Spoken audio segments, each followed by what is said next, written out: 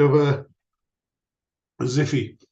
So without any further ado, let's start off with this particular discussion on Learning Outcome 3.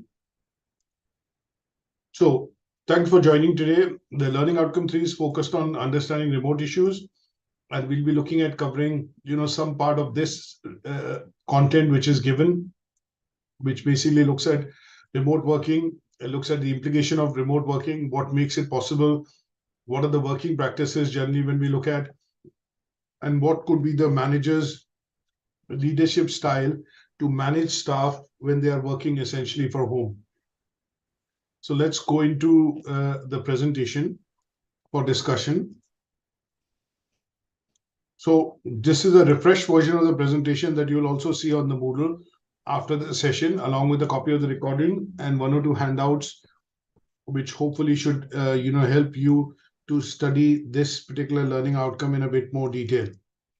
Now, first come first, we're going to start off with understanding what is remote working. So I don't know in terms of the concept, but a lot of people became aware of this particular concept when we had the COVID pandemic. And what we saw during that pandemic was a lot of workers were asked to, or people, staff, employees were essentially asked to work from home because of social isolation or social distancing, which was required, or isolation in some cases, which were required because people were infected with the COVID virus. And in order to stop the spread, what we do see that companies, governments, and organizations in general essentially looked at allowing workers and staff to actually work from home. Now, when we look at the concept of remote working, the concept of remote working tends to be when people are actually working from the confines of their own home, or they are working from a local office or a business center, and that allows them to have flexible working arrangements with their organization. Now, when we say WFH, this is a term which has become quite synonymous, quite frequently used now. And when we say working from home, we also mean an acronym WFH, which is basically working remotely. That means you're not actually stepping into the physical premises of your office if you work with an employer, but you're essentially looking at working remotely because either you've gone into let's say a serviced office, or you're actually working from a home with the use of laptop and internet and some of the other available gadgets which allow you to connect into the office, or at least be able to be functional when it comes to working off-site. And that would mean that you have access to technology, things like a laptop, internet, maybe the VPN of the company, which is like a virtual private network. And these things, together with the access to data, allow you to work remotely or off-site, as we call it. Now, this as a method, as I mentioned to you, gained prominence because, one, if you look at the COVID pandemic, but if I look at avoiding the use of word COVID pandemic, we also see that working from home started to become a possibility when the internet and technology started to become advanced. So speed of the internet allowing people to connect remotely from one location to the other, or from one location into the branch office or head office, or using virtual private networks, allowed people to essentially have that flexibility that they could work from a site office or a serviced office, or from their home. And that is where the concept of remote working has gained importance. Remote working sometimes also referred to as what is called telecommuting or teleworking, because you might be sometimes working for a call center. And when you look at working for a call center, what sometimes happens is that you are based in your own home. And what will happen is that the company's EPBX or the switchboard system will essentially switch calls over, wherein you are able to access them through the internet, email, or telephone. And that still allows communication to happen between you and the customer, you and the employer. And that would be the concept of, teleworking. Now, when we look at telecommuting, you are also looking at the concept wherein, sometimes when people work, from home, or work from a remote location. This as a concept started in early 70s. What they will essentially do is basically use some sort of technological aid to be able to connect to the office. And telecommuting essentially would mean that employee would work part-time in some cases and have a flexible work schedule depending on the intensity of the work the person carries out. So when you look at pilots, for example, or when you look at people who work within offshore drilling stations, they typically tend to have what is called a flexible work schedule, because the work that they do requires them to have regular breaks because of the intensity and the environment in which they work. So in some cases, sometimes these employees would typically work 3 days on site and 2 days off site, wherein they would be essentially using video conferencing or some sort of connectivity through the phone, email, or internet to be able to connect to the employer to be able to do their work. Now, when we talk about remote working, we also need to understand what is a remote worker and what is a remote job. So let's look at a quick video to understand the concept of, remote working and the concept of,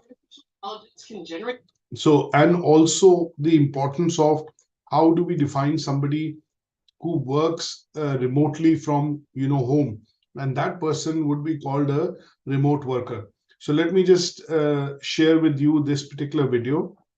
And it's a short video that we want to look at just to get a perspective of remote working, remote worker, remote job, and that would give us a bit of clarity before we go into discussing some of the assessment criteria.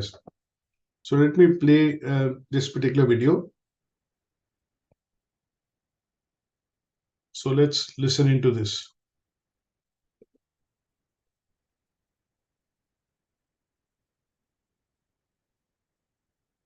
What does working remotely really mean? If you're searching for a job that allows you to work from home, you might be surprised at the variety of terms used to describe this type of job. Telecommuting, virtual job, remote job, home-based job. These terms are usually used as synonyms for one another. They all define a job that is not done from inside a traditional office. I'm Deandra Goodman with FlexJobs, the #1 job site to find remote, work from home, and flexible job opportunities since 2007. In this video, we break it all down to help you find the remote work arrangement that truly works for you. Where can you work remotely? Actually, it depends. According to FlexJobs data, about 95% of remote job listings require a worker to be based in a certain location. That means only 5% of remote positions are truly work from anywhere jobs. The most common reasons for requiring remote workers to be based in a specific location include legal and tax issues, professional licensing, availability for on-site training or meetings, travel requirements, or to be close to clients. There are several different levels of remote work depending on the employer's needs. At FlexJobs, we list remote jobs as one of the following: 100% remote work. These positions are fully remote and allow you to work from home for all of your working hours with no in-office time or travel required. Hybrid remote work, which are partial remote jobs, either require some travel or some time in the company's office. Option for remote work. These jobs give workers the option to either work from home or go into the office or both. Remote work schedules. When it comes to schedules, some remote jobs require you to work during business hours, whatever that might mean for the company. This could be standard for 9 a.m. to 5 p.m. or something different. Others may require you to be available during core hours, which is usually a block of 3 to 4 hours midday when most workers will be working. This way, you're guaranteed to have some overlapping work time with your coworkers. Another option is completely flexible schedule, where you set your own hours. Your only requirement in these situations is to work a certain number of hours each week, freelance versus employee. Remote jobs can be employee-based jobs or freelance jobs, depending on how the employer sets up the role. If you're a remote employee, you'll work virtually as a staff member for a company. Remote independent contractors or freelancers contract with a business and then work virtually. Both remote employees and remote freelancers work remotely. So what are the differences? Remote employee jobs are subject to the same laws regarding benefits provision that traditional brick and mortar companies abide by. If a company provides its in-office employees with health insurance, 401k plans, vacation and sick time, and other benefits, those benefits should be available to the remote employees as well. Freelance workers, whether they're remote or not, are responsible for their own benefits. Top remote career categories. In addition to a large variety of schedules and hours, remote jobs are available in a huge number of career categories. Although each of the 50+ job categories on Flex Jobs has available remote jobs, some of the top and fastest growing fields for remote work include computer and IT, customer service, accounting and finance, project management, marketing, sales, mortgage and real estate, medical and health, and education and training. If you enjoyed learning about remote jobs, please hit the like button and subscribe to our channel. So as you can see, this particular video, although is advertised by an agency, but gives us a very good idea in terms of what is a remote job, what are the various options when you try and work and take up a remote job as a remote worker, and then also give you an idea in terms of what could be the jobs that you could be looking at when you essentially, start thinking of working remotely. Now, there is another video that I don't want to play right now. It's a 1.5 hour video, which talks about, it is a video which is a conversation with few experts. And this video is developed by CIPD, which is Chartered Institute of Professional Development in the UK, and they are a body which is basically responsible for looking at advising the government into legislation for remote workers, in general about HR and HR practices. Now, this particular video is something that I would suggest that you should watch because it will give you a greater insight into what is a remote job, what is a remote worker, what is a remote working environment, and what are the benefits or legislation which employers need to follow in the UK when they look at remote workers working for them in different kinds of position or in different types of job responsibilities. Now, we also want to look at what is a remote worker. So we know remote working, we know what is remote working, we know what is a remote job. We also want to look at who's a remote worker. So remote worker is primarily somebody who has flexible work arrangements. That is the first thing that you need to remember. The second is that the remote worker would be working through an alternative work site. That means it could be a branch office, a serviced office. It could be even in the field where you have connectivity through the mobile phone or at a client's place or at a customer's office. And this would essentially mean that you are working majority of your time in flexible working arrangements, and which is from a site which is other than your main office site. Now, these jobs essentially mean that you could actually do a job from anywhere in the world.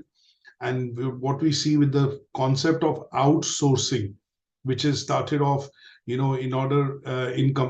companies and organizations in the West, by looking at outsourcing some of the, let's say, repetitive jobs, or essentially, I would put it this way, the companies and organizations, when they are looking at essentially saving costs and money, what they would want to do is basically outsource these jobs to a different geography, which would allow them to hire workers at a cheaper cost and continue to provide operations 24/7. So when we see this as a concept, this was started off in the US, wherein some companies essentially started offshoring or outsourcing work to countries in India, in Asia Pacific, in Vietnam, in other places wherein they had an English-speaking population, and some of the services could be offered even when the working hours in the organization were over, which was 9 to 5. So anything which was required after 5 p.m. or 6 p.m., then the calls essentially were switched through the call center, through the virtual private networks, to people working for these organizations in a different country, and that also allowed remote working to prosper. So when we look at outsourcing as a concept, that has also promoted the concept of remote worker. That means a company based in the UK can hire a worker in South Africa, can hire a worker in Dubai, can hire a worker in India, can hire a worker, in Philippines or in other countries, and they could continue to do jobs for us, or carry out tasks for us as per the job description. Now, typically remote jobs to include things like jobs in IT, computing, legal services, content writing, being a virtual assistant, or in some cases tutoring, as you're doing a course with us, through distance learning. This is also an example of, how you could look at picking up a job wherein you're doing tutoring in education or in higher education, and that could be also considered a remote job. Now, I am teaching you from the college, but sometimes when I do sessions from home or over the weekend, I can be treated as a remote worker because all I need is the access to the internet, a PC, and software, and that allows me to teach and deliver my sessions to students or learners who are studying with us globally.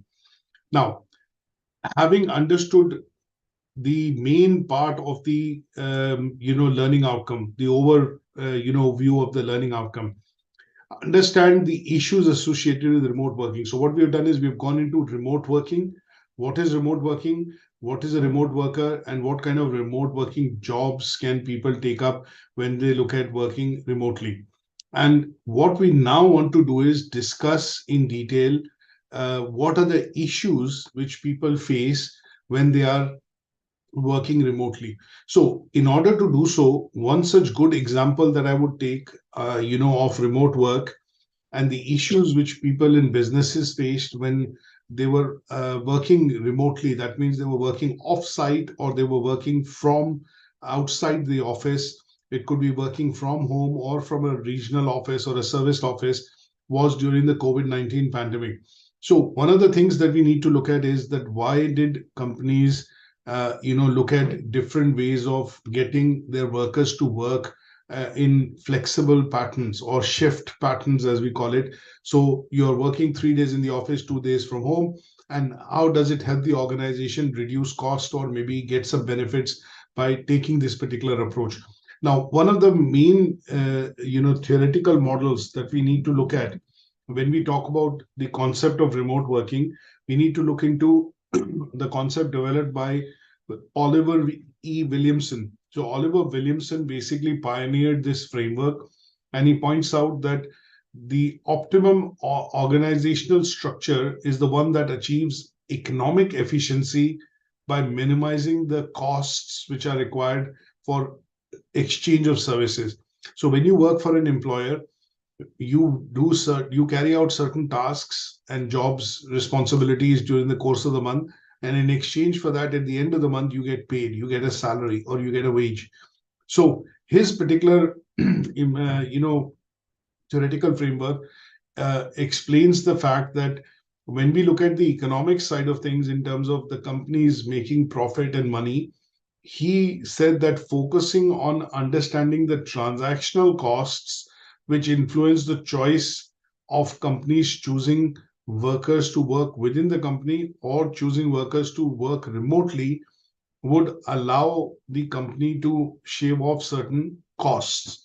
And these costs, when they are reduced, would be, could be beneficial for the company because they are either increasing the bottom line or in some cases it is helping to reduce the expenses which the company is actually incurring. Now, one of the things that you also see is that after the COVID pandemic, a lot of organizations have downsized on the offices.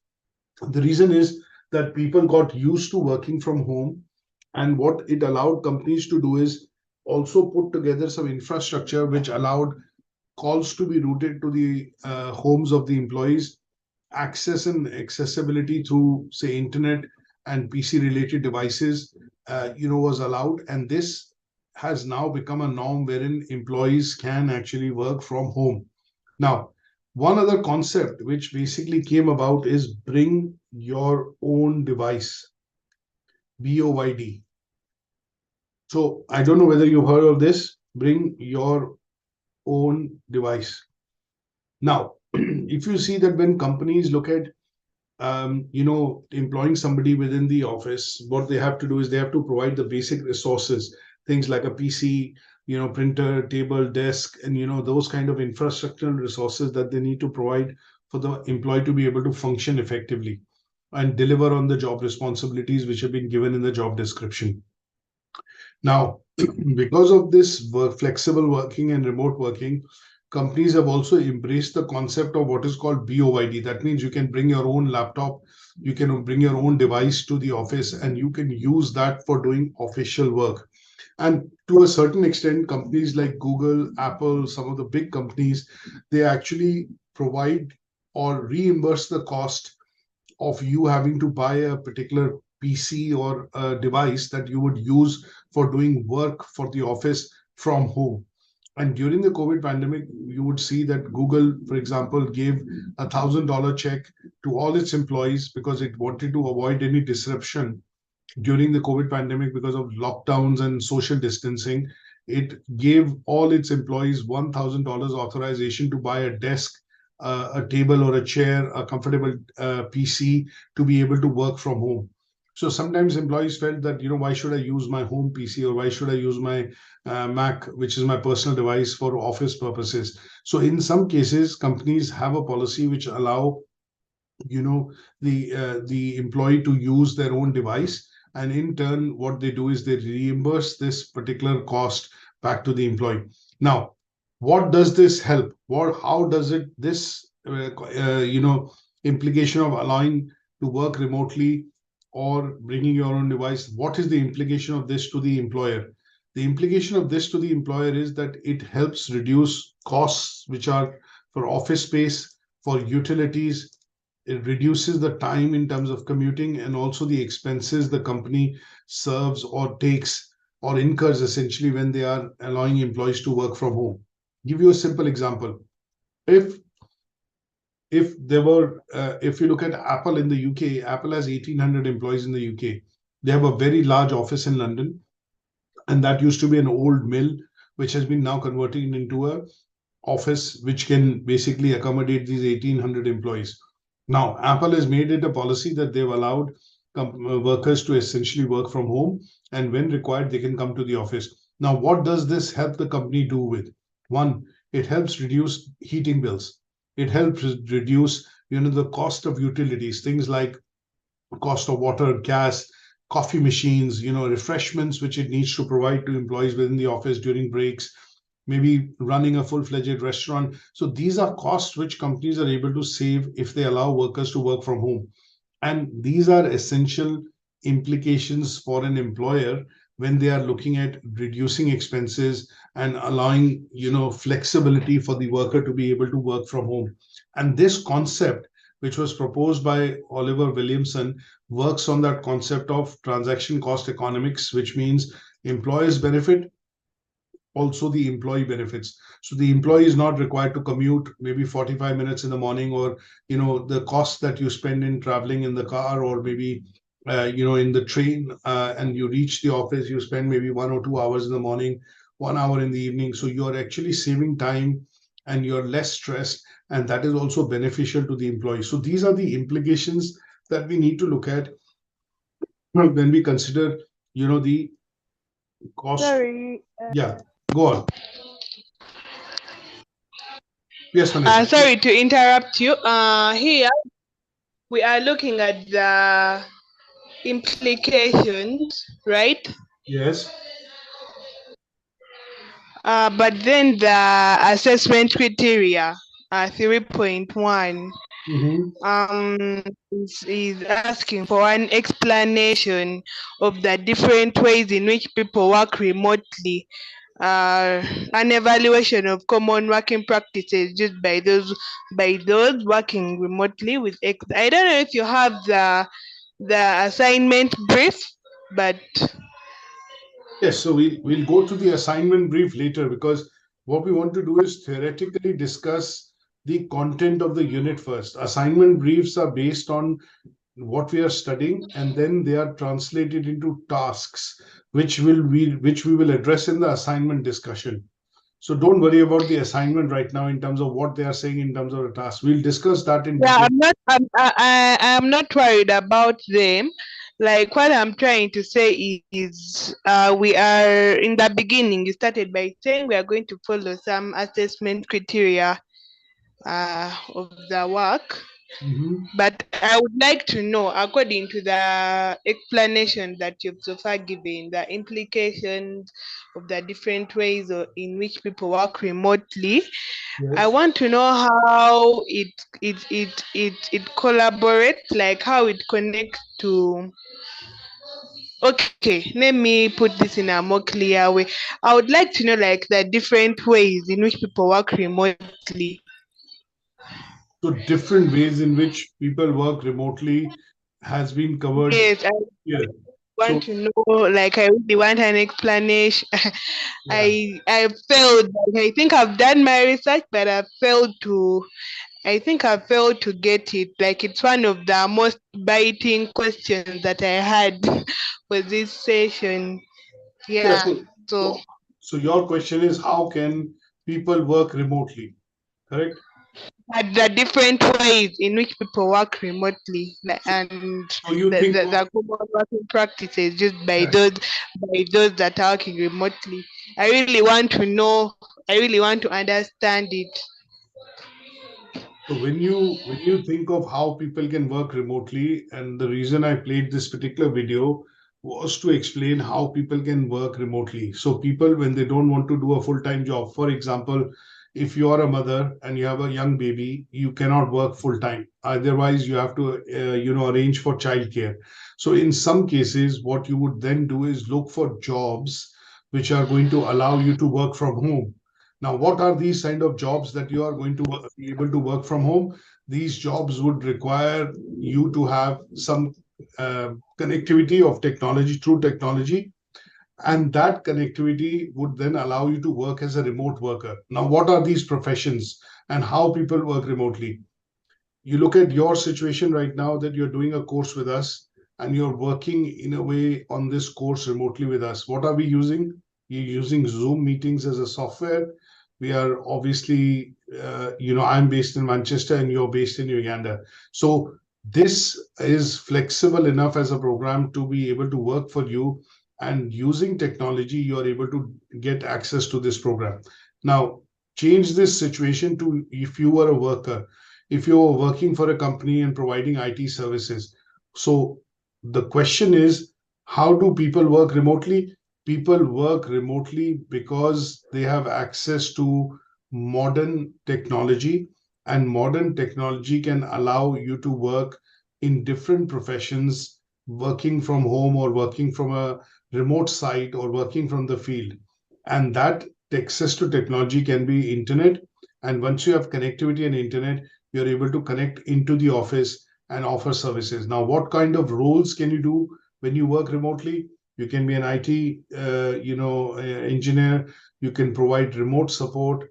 You can be working as a healthcare worker, providing telemedicine. You could be tutoring or providing tuitions to students at home via the internet.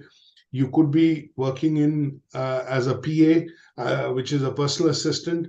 You might be based in a different location.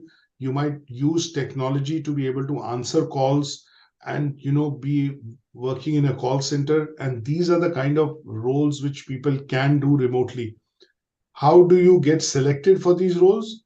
Obviously, the companies would take you through a process of interview. They would look at your skills. They would look at whether you have the right skills and the academic qualification, whether you're able to. In some cases, some companies, when they look at taking on people in the call center, also look at testing your voice modulation.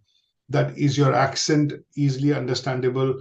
Are you able to communicate in an effective manner? Is there clarity of speech? And they will take you through a voice modulation test as well. And in those cases, it is important because you're not going to be seeing somebody, but you're going to be only speaking to the customer or the client on behalf of the company during non-working hours, which is where they would only want you to work through telephone. And in those cases, people will work within a call center.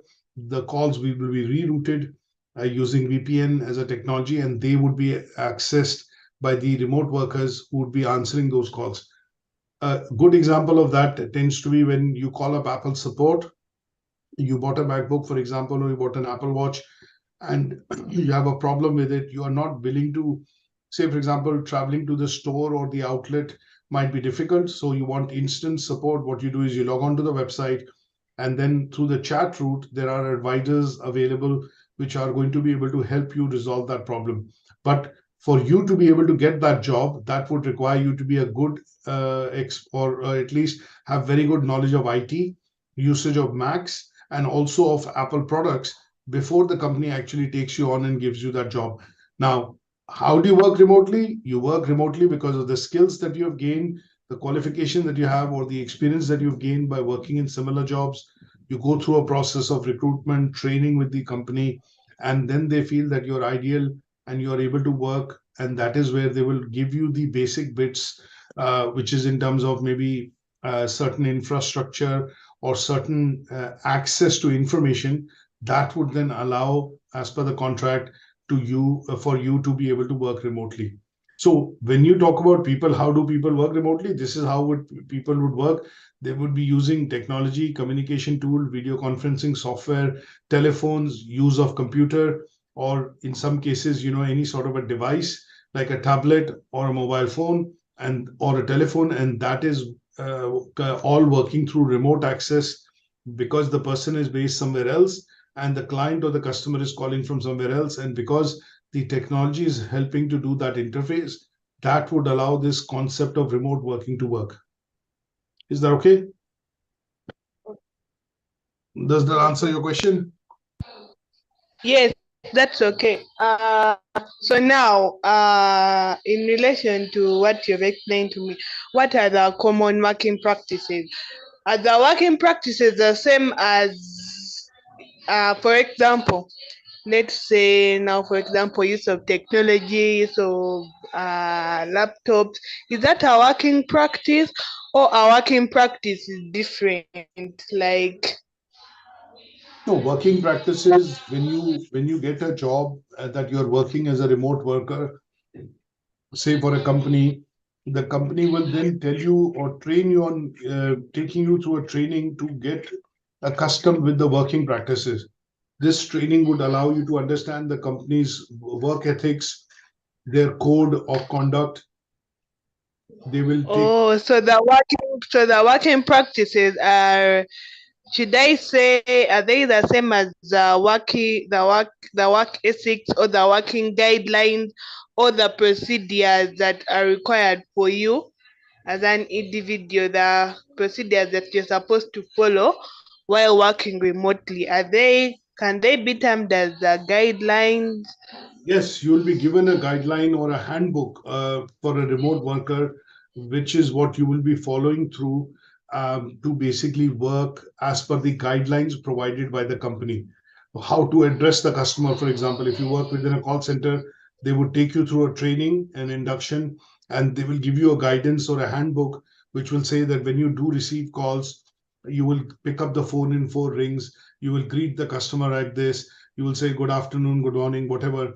And then they will also train you and give you guidance in terms of how you would follow through in the conversation. If there are things that you don't understand, then how the call can be passed on to the manager, how do you take a message, or how do you look at. So all these would be a part and parcel of training you, and they would be constituting what are called work practices, which a company would want you to adhere to in order to be able to provide a good service.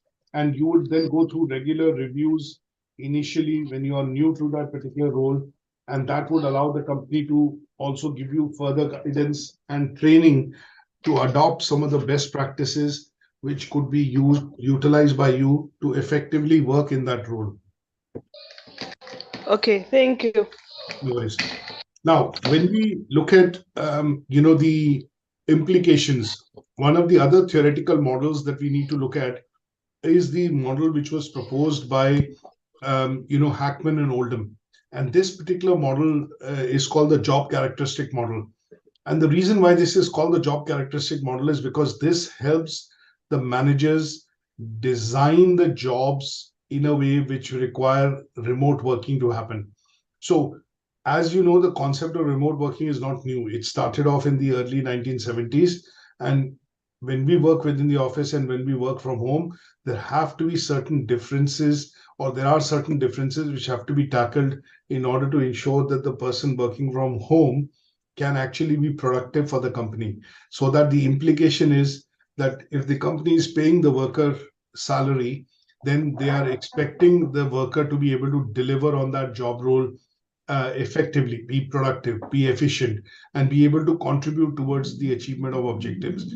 So when we look at this particular concept, the job characteristic model, which was proposed by Hackman and Oldham, actually comes into play because this helps managers create the job descriptions in such a way that they are able to identify if you have somebody who's going to work from home or work in a remote site or off site from the office, how would they be motivated? What kind of jobs or skills they would need to have? What kind of an atmosphere or performance metrics need to be put in place so that it is allowing the person to be happy in the job, but also allowing the company to be able to effectively get the work done. So here, the job characteristic model went into 3-4 different things. One was skills variety. That means looking at people who have the ability to be able to actually work remotely. That means they have the experience, they have the maturity, and they are able to actually carry tasks, remotely. Then the main other aspect was to identify tasks and also what is the significance of carrying that particular task. And then how much of that role, which is people working from home, requires autonomy. And then is the worker able to take feedback? So these are the 5, significance.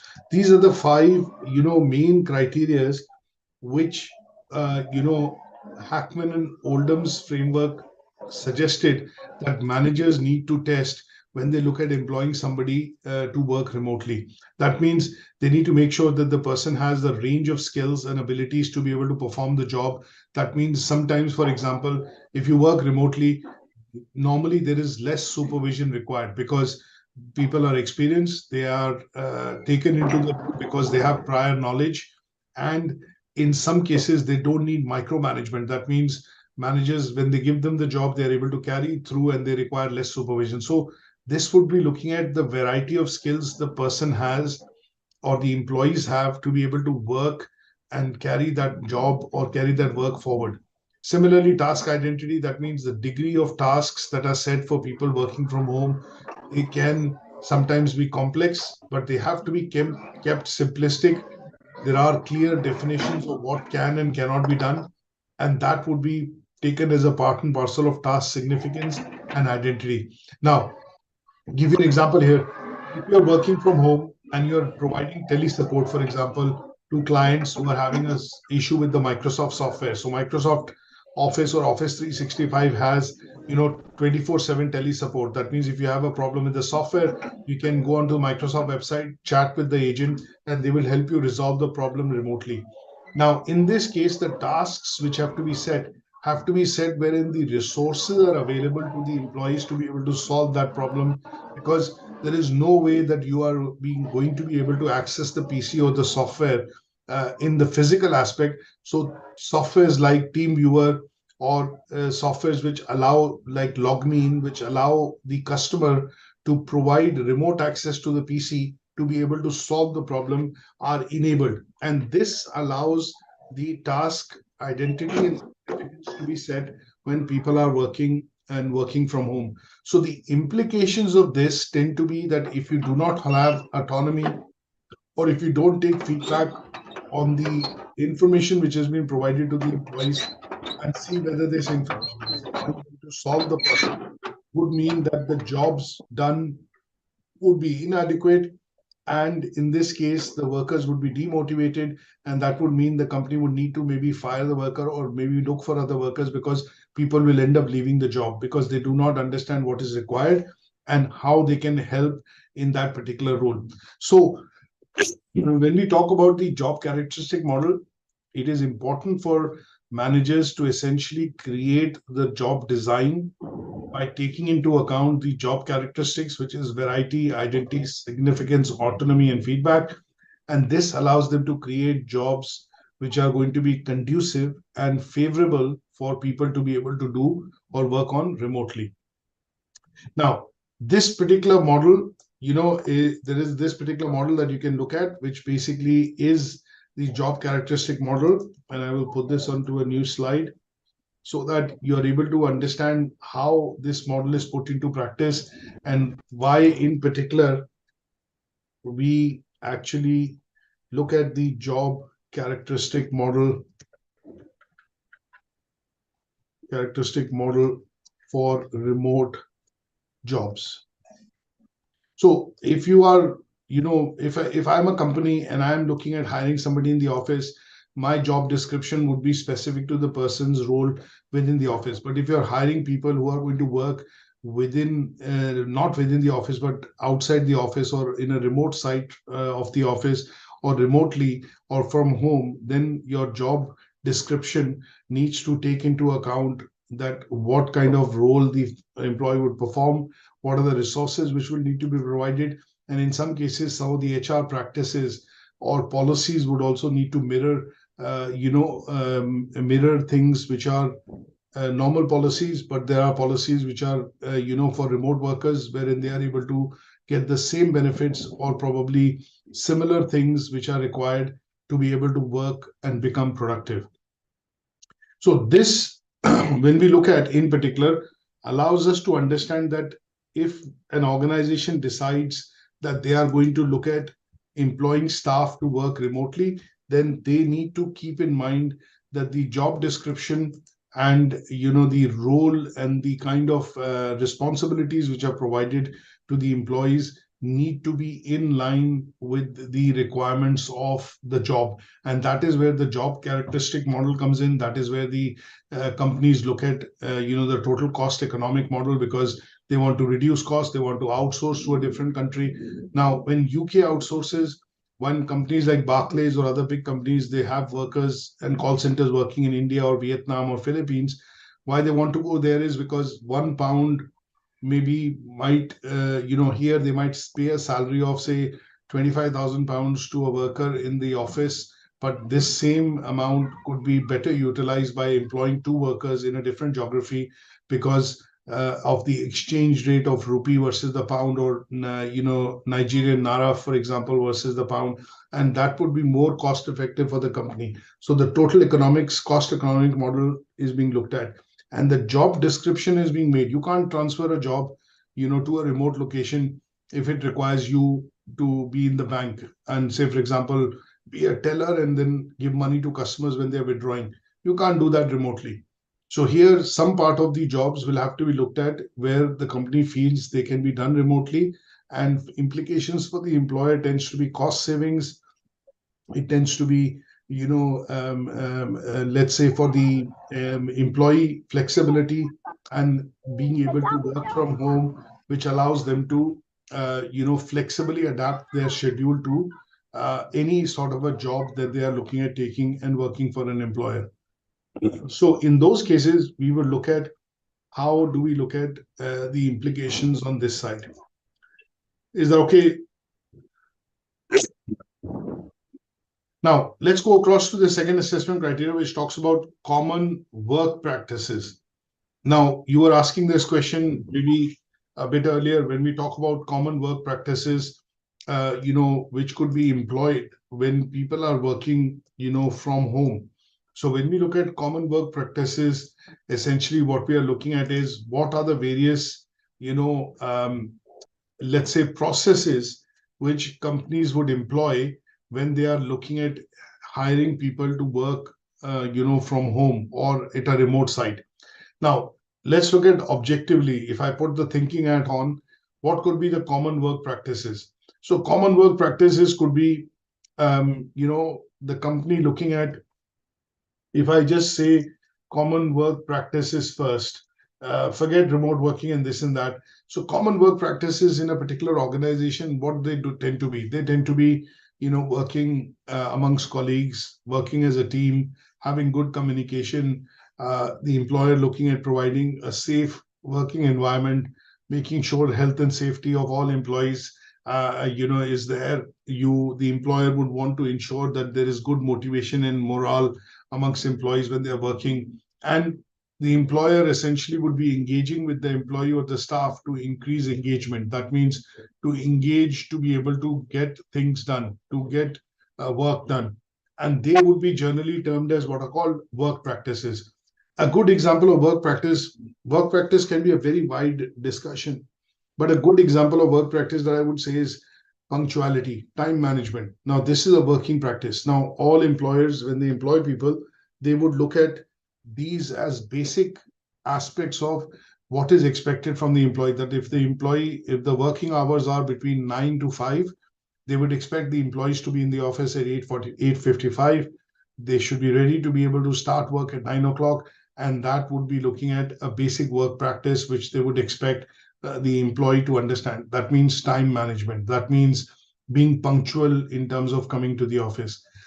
The other side of the coin would be that the employer should also understand that if the working hours close at 5 p.m., then if employees are willing to leave at 5, then the employee should be allowed to leave at 5 p.m. because that is where the contract is. It is 9 to 5. So these are essential working practices which are established by the company as processes, as routines, as methods, as policies, or as systems, depending on how they name it in the organization. We are an educational college. So obviously as a college, we call them policies and procedures, because policies give you the crux of what is required to be done. And the procedure tells you how to implement that policy. If you land into a problem, then you open a policy, and then with that policy, you look at a procedure, how to resolve that situation. If you were working in a manufacturing company, in those cases, it will be systems.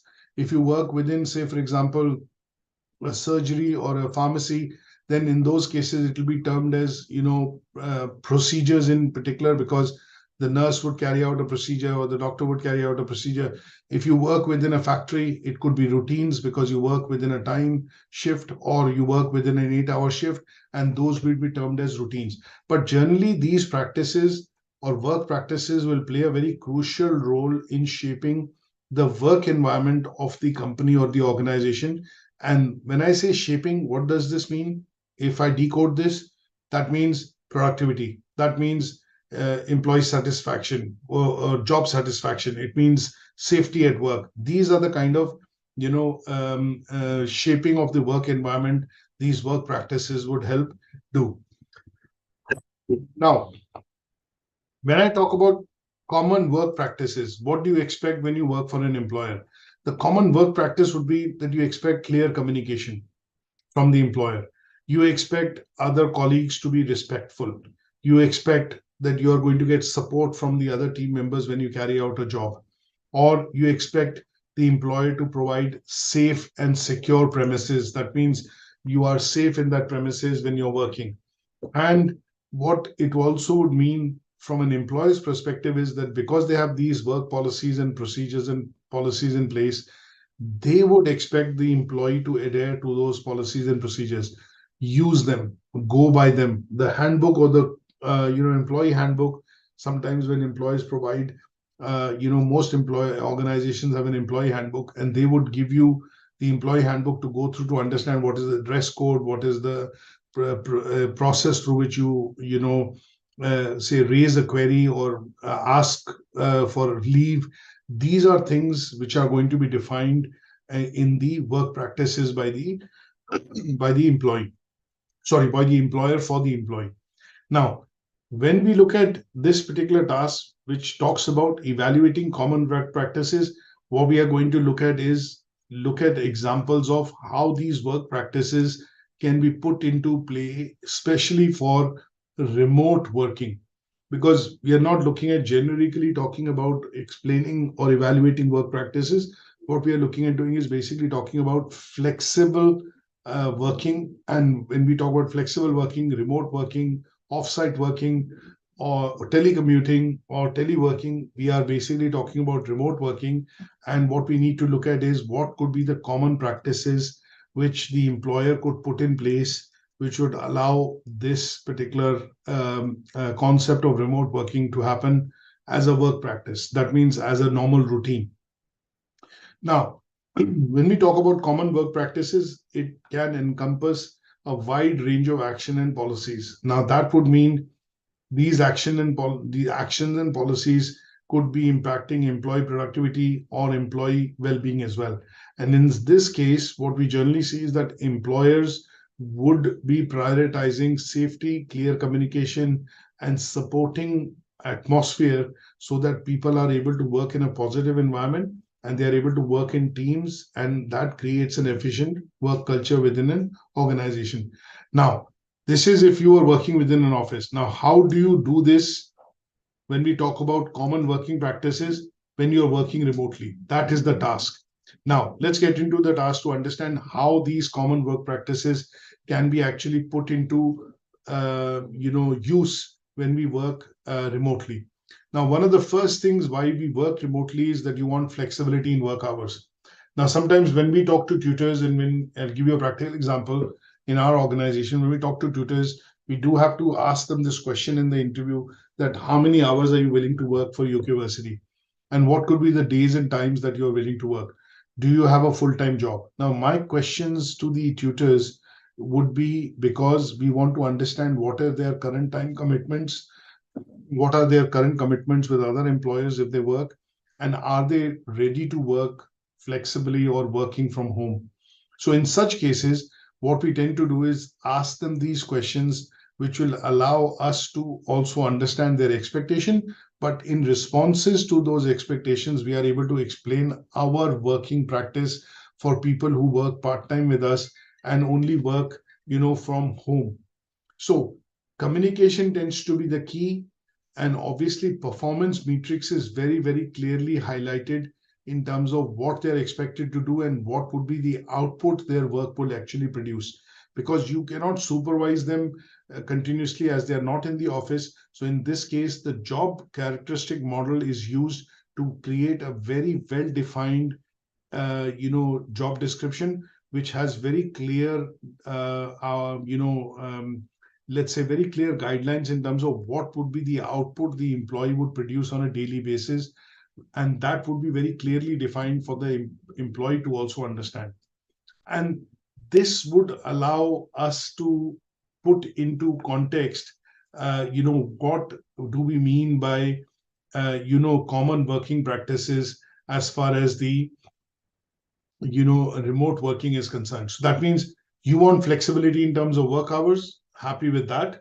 But say, for example, as a software developer, you want to work remotely, that is absolutely fine. We can help you, we will obviously employ you. But in this case, if you are late to work when you are working remotely, if you're supporting our international clients, then in this case, this would be treated as, non-conformance. That means you're not able to meet the requirements of the flexibility that we have provided in the contract to, keep your time commitments. So it would mean that although we will allow you to work remotely, you will be supporting a few clients, but if you don't log on time to be able to support those clients, this would mean that you are in breach of your contract, and this is not something which is desired in terms of the output. When I look at communicational tools and practices, what I would be looking at ensuring is that the employee has access to the software tools which are required to connect remotely with the clients or my customers. It could be softwares like Zoom that we are using. It could be Microsoft Teams. It could be Slack. And these real-time collaboration softwares allow the person to remotely connect with the customer as if they were connecting from the office, because the customer doesn't need to know where you're based. But as long as you're able to remotely offer this and seamlessly offer this with the use of technology, that would mean that you are able to still, work remotely. And obviously, that would mean that this would be a standard work practice that the company will take you through in terms of training on usage of the software, logging in on time, and then logging off on time, and ensuring that you update some sort of a report at the end of it to say this is what was done and this is the outcome of that particular discussion with the client, so that people within the office would be able to get that report back from you for the work that you have carried out remotely. So similarly, these are important things that we have to look at when we look at setting work practices. And when we look at these work practices, we have to keep in mind the transaction cost model. We have to keep in mind the job characteristic model. And this allows us to ensure that we are able to, understand the basic work practices or policies and procedures which the employer has put in place. And that allows us to do our job effectively. Now, in some cases, remote jobs would only be prioritizing on communication, because communication is key. If you are required to support a customer, you would get a call or an email from the company head office or from a branch office to say, okay, now a customer would be contacting you and he needs or she needs support on such things. Now, because you have the clear briefing and directions from somebody, maybe a line supervisor, as soon as you get the call or you have the customer ringing you by email or by a meeting, you're able to get on to the task because you understand what is the work and how it is required to be done. And using your skills and experience and the training which the company has provided, you're able to deliver on that work. And that allows the company to have confidence on the work practices that you are following to be able to do your job effectively. Is that okay? Any questions on this so far?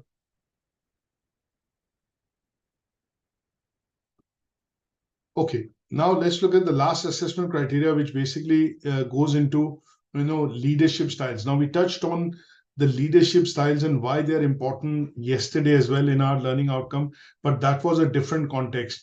What we wanted to do was understand how leadership can be effective in team working. Today, what we are going to do is study the same leadership styles, but look at which styles are going to be more appropriate for working and managing people when they work remotely for you as an organization.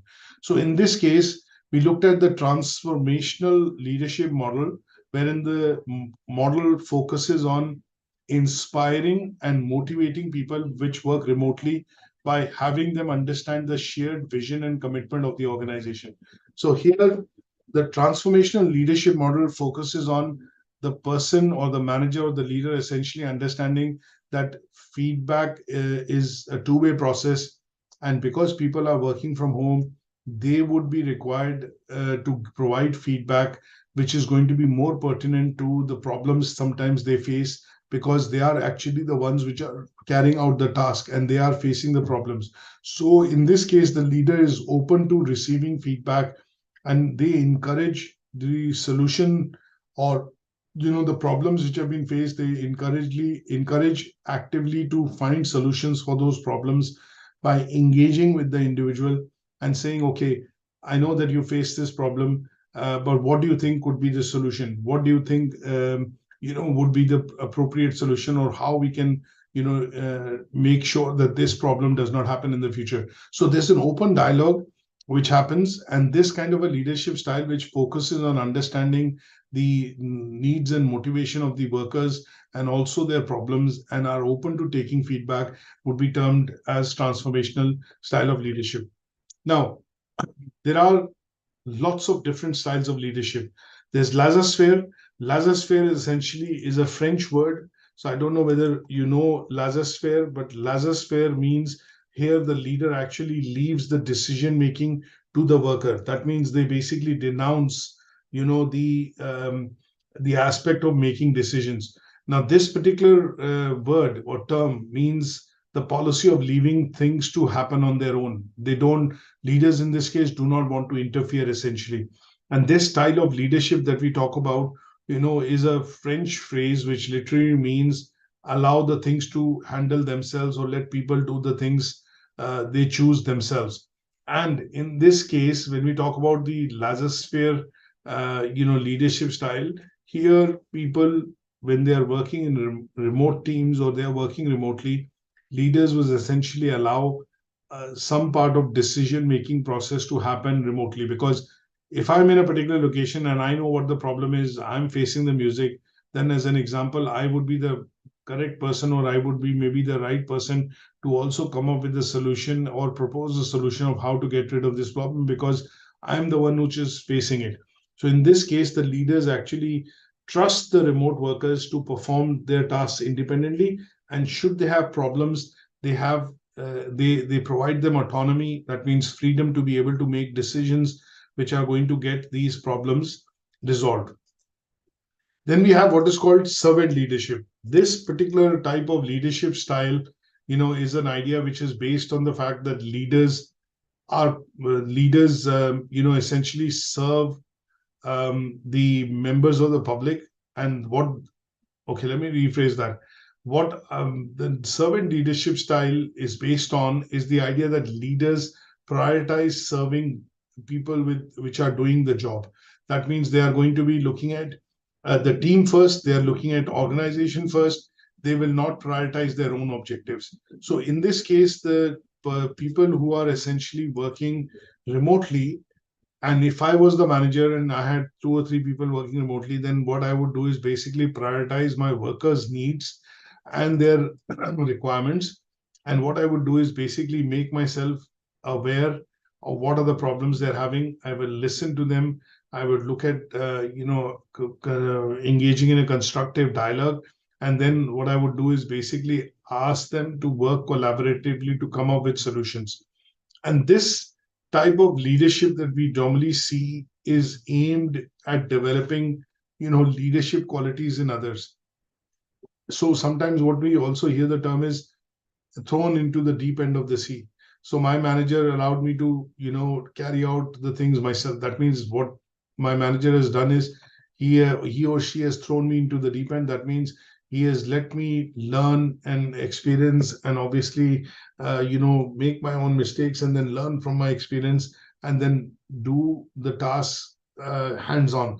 That means the person has allowed me to take my own decision in terms of how this could be best done and how it will help achieve the objective of the organization. So there is a collaborative approach, but at the same time, the leader in this case trusts the worker to be able to develop their own leadership qualities, and decision making is autonomous. And then when we look at positive leadership actually focuses on creating a positive work culture within the organization. Now, what is positive leadership? Positive leadership will have, 4 factors. That means a leader would be looking at, first of all, psychological safety of the worker. That means they will make sure that they are having a good understanding of the worker or the person who works for them.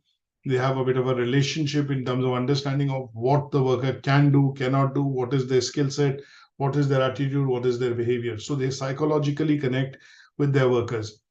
The second bit would be to understand what is the purpose of the worker actually working remotely. That means in a team environment, what the worker would do is, and what the worker essentially brings to the table. The third would be looking at progress. So what kind of, issues would the worker have, and how would it impede the progress? That means, will it be, going against the teamwork, or will it be looking at building positive rapport with the team? And last but not the least, here the leader would also understand what is the path the worker is trying to take, whether the worker works independently, which is autonomously, or whether the worker needs empowerment. That means they need decision-making power. They need, let's say I would say the empowerment to be able to work independently, provided the resources are given, the worker would be able to then successfully complete the job.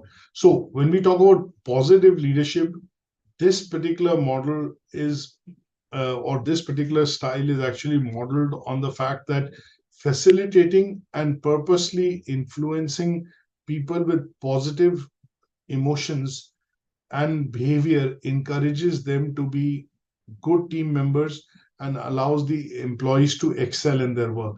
So positive leaders look at cultivating, an empowering environment wherein they would want to talk about and foster positive opinions.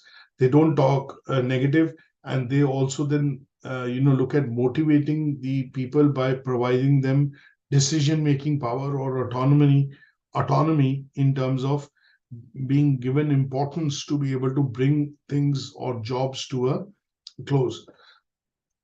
or successfully achieving those jobs or tasks which have been given. And this would be one such style of leadership that you would need to look at using if you manage and have remote workers. Now, one of the other models that we didn't cover yesterday, and obviously is relevant in today's context, in terms of remote working, is basically the model of, Hershey's and Blanchard's situational leadership. Now, this particular model that we talk about of situational leadership essentially is quite relevant in the case of, remote working, is because of the fact that when we look at this particular leadership style, this style, is focused on workplace factors. That means, what are the things which are in play when people work within a company or work within a premise or work, for an organization. So this model would suggest that leaders should adjust their leadership style and techniques to lead in such a way that they are able to match the abilities of the workers with the needs and wants of the match the requirements of the organization with the needs and wants of the workers. And this model only becomes successful if both task relevant and relationship relevant meanings are used by leaders in order to carry out these tasks. So when Hershey and Blanchard actually proposed this particular model, what they said was that the leadership required to work with people, when you have people in your team who are working remotely, your leadership style in literal sense should be adaptable. That means you should be open to adapting your leadership style depending on the situation you are facing. So you as a leader are going to be successful if you're ready to adapt and work and obviously take on challenges and come up with solutions, depending on that one style of leadership does not fit all.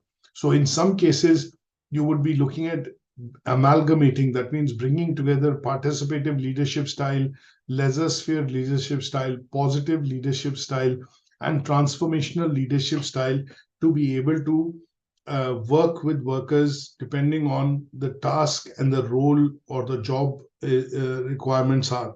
So this particular model has become quite popular because depending on the situation that you are faced with or the problem or issues that you are having, you should then be able to come out with a style of leadership which allows you to participate, interact, give, and in some cases, be autonomous. That means absorb and then maybe allow and handle the situation. So when we look at depending on so if I relate this to remote workers, how would that work? So one thing that we will look at is competence of our remote workers. Depending on the competence of the remote workers and their readiness to be able to solve problems, you would exercise your control and delegate decision-making power to these workers so that the jobs essentially can be done. And that is where this particular leadership model tends to be useful, because it allows the adaptation of different styles of leadership to happen depending on the maturity level of your remote workers, depending on the adaptability that they can have, and the kind of jobs they are carrying out in terms of practical applications or jobs that they are given to be able to carry out. And that allows the leader to be effective, and that would mean that you're able to manage the team or your remote workers essentially well. So in practice, this particular style actually blends into and takes into account other leadership styles which could be specifically used in certain situations. But having the knowledge of different types of styles and using it to adapt to situational leadership would allow you to manage your workers in a much better fashion or a much better approach. And that is what they essentially propose when you are managing teams remotely. So when we talk about, essentially the aspect of understanding leadership styles and how they can influence remote working, we need to look at a combination of these styles, because there is no one style which can fit all situations. If you are working in a call center, the leadership style could be more collaborative or democratic. If you're working remotely with an organization wherein you are in sales and business development and you have factory which is remotely located, then in such cases the style of leadership could be more authoritative or autocratic, because you have to be firm in terms of what the factory delivers, because you are meeting the customer's requirement.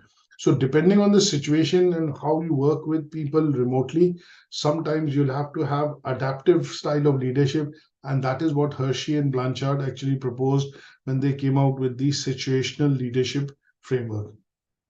So that brings us to the end of learning outcome 3. Do you have any questions on what we've discussed so far?